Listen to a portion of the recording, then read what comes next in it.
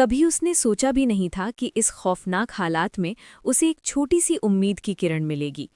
चारों तरफ सिर्फ समुद्र था, अंतहीन, गहरा और डरावना। वो बेहद कमज़ोर हो चुकी थी, कई दिनों से भूखी थी, लेकिन फिर भी उसने हार नहीं मानी। वो धीरे धीरे मछलियों को अपनी ओर बुलाने लगी, जैसे उनसे दोस्ती करने की कोशिश कर रही हो। उसके दिमाग में एक आइडिया आया। उसने कंटेनर में पड़े लोहे के ढांचे को उठाया और उसे एक लंबी रस्सी से बांध दिया। उसे लगा कि शायद इस तरह वो मछली पकड़ सके और अपनी भूख मिटा सके। अगर वो सफल हो जाती तो उसकी सबसे बड़ी समस्या हल हो सकती थी। लेकिन किस्मत अभी भी उसका साथ नहीं दे रही थी।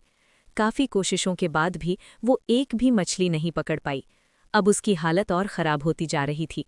वो समझ चुकी थी कि अगर जल्द ही मदद नहीं मिली तो जिंदा रहना मुश्किल हो जाएगा। तभी उसके दिमाग में एक और आइडिया आया। अगर वो किसी गुजरते हुए विमान का ध्यान खींच सके तो शायद उसकी जान बच सकती है।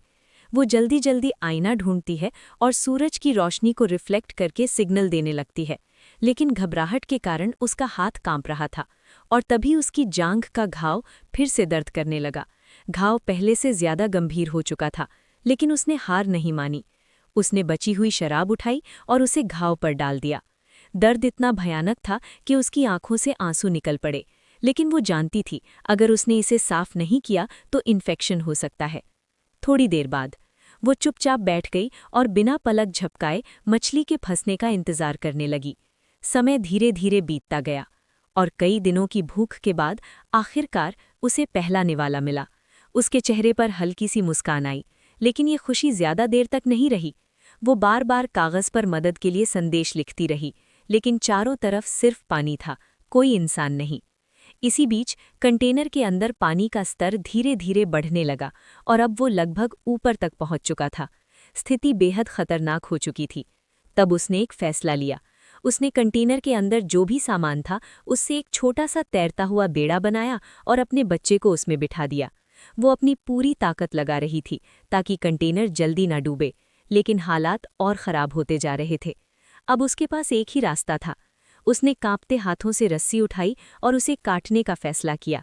ये फैसला आसान नहीं था, लेकिन उसने हिम्मत दिखाई और आखिरकार रस्सी काट दी। अब वो समुद्र में थी, अकेली, और उसकी बेटी कहीं दिखाई नहीं दे रही थी। वो घबराकर इधर-उधर तैरने लगी। उसे अपनी बेटी को ढूंढना था, हर हाल में। लेकिन समुद्र बहुत बड़ा था और उसकी तैरने की रफ्तार किसी व्हेल से मुकाबला नहीं कर सकती थी। तभी अचानक एक व्हेल सामने आई और उसने पानी को जोर से उछालना शुरू किया। पहले तो वो डर गई, लेकिन फिर उसे समझ आया, व्हेल जैसे उसे रास्ता दिखा रही थी और उसी की मदद से वो अपनी बेटी तक पहुंच पाई। अब दोनों साथ थीं, लेकिन सवाल अभी भी वही था, वे जिंदा कैसे रहेंगी?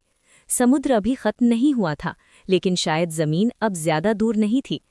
कुछ समय बाद उन्होंने दूर एक मछली पकड़ने वाली नाव देखी। वो पूरी ताकत से चिल्लाने लगी, हाथ हिलाने लगी, किसी तरह उनका ध्यान खींचने की कोशिश करने लगी। नाव में बैठे मछुआरे समझ नहीं पा रहे थे कि ये क्या हो रहा है, लेकिन धीरे धीरे उन्हें एहसास हुआ कि कोई मदद के लिए पुकार रहा है। लंबे समय तक पानी में रहने के कारण उसका बच्चा अचानक आवाज निकालने लगा। वो थक चुकी थी और रेलिंग के सहारे टिक गई। तभी एक आदमी ने कुछ अजीब देखा। उसे समझ नहीं आ रहा था कि सामने क्या है, लेकिन वो आगे बढ़ा और ध्यान से देखने लगा। इसी बीच दूसरी तरफ एक ट्रक ड्राइवर भी घबराया हुआ था। वो अजीब व्यवहार कर रहा था, जैसे किसी से बात कर रहा हो, लेकिन वहां कोई नहीं था। उसने अपने आदमियों को हथियार नीचे रखने को कहा और खुद आगे बढ़कर जांच करने लगा, लेकिन उसे कुछ भी साफ नहीं दिख रहा था। फिर उसकी नज़र पीछे रखे एक लकड़ी के बक्से पर पड़ी। जैसे ही बक्सा धीरे धीरे बंद हुआ, एक रहस्य और गहरा हो गया। और इसी बीच वो औरत समाज से कट चुकी थी, जैसे दुनिया ने उसे पहले ही छोड़ दिया हो। लेकिन कहानी यहीं खत्म नहीं होती। जब वे निकलने ही वाले थे, तभी ट्रक कस्टम जांच में फंस गया और उसे एक मालवाहक जहाज पर भेज दिया गया जो विदेश जा रहा था। वो मुश्किल से खड़ी हुई और बाहर देखने लगी। तभी अचानक समुद्र की तेज लहरों ने जहाज को पलट दिया।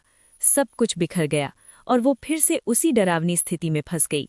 उसने एक छोटे से छेद से बाहर झांकने की कोशिश की, लेकिन पासवर्ड लॉक नहीं खुल रहा था। वो बेबस थी और तभी उसे अपने होने वाले बच्चे की याद आई। उसकी आंखों में आंसू आ गए, लेकिन उसने खुद को संभाला। कुछ गर्म कपड़ों के सहारे उसने पानी आने वाले छेदों को बंद करना शुरू किया। वो लगातार सोच रही थी, क्या उसका पति भी कहीं इसी हालत में होगा? क्या वो जिंदा होगा? लेकिन अचानक उसे एक हरा कंटेनर दिखा जो धीरे धीरे डूब रहा था। नहीं, उसका दिल टूट गया, लेकिन इसी दर्द ने उसे जीने की ताकत दी। अचानक उसे तेज दर्द महसूस हुआ। बारिश शुरू हो गई। वो भीग रही थी, लेकिन उसकी आंखों में अब डर नहीं बल्कि हिम्मत थी। उसे बाहर निकलना था, हर हाल में। उसने एक ड्रिल मशीन उठाई और लोहे की दीवार में छेद करना शुरू किया।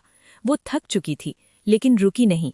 आखिरकार थक कर उसने ड्रिल फेंक दी, लेकिन जैसे ही पानी अंदर आने लगा वो रो पड़ी, क्योंकि अब उसके पास एक मौका था जीने का। उसने फिर से कोशिश शुरू की ताकि कंटेनर के डूबने की गति कम की जा सके। उसे अंदर कुछ अजीब मिला, वो उसका प्लेसेंटा था। ये सब उसके लिए और भी भावुक